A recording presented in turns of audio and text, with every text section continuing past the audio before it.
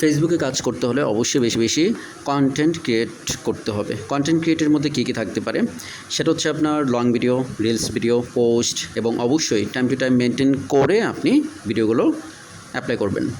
এখন আমি একটা সিরিঞ্জ কীভাবে স্টেরিলিটি মেনটেন করে বের করব, দেখছেন আমি কিন্তু সিরিঞ্জে টাচও করি নাই।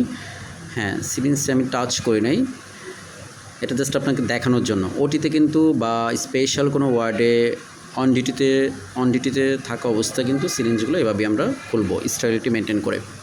এখন আমি একটা ইঞ্জেকশন ডিজলভ করবো, সেটা হচ্ছে ইঞ্জেকশন মেরোপেনাম। ইঞ্জেকশন মেরোপেনামটা 100 ml নর্মাল স্যালাইনে আমরা দিতে পারি এবং 20 ml ডিস্টিল ওয়াটার দিয়ে আমরা ডিজলভ করতে পারি। এটা হচ্ছে একটা 20 ml ডিস্টিল ওয়াটার। আমি এটাকে ভাঙার চেষ্টা করতেছি। এর আগে 10 ml একটা ডিস্টিল ওয়াটার আমি ভাঙতে পারি নাই।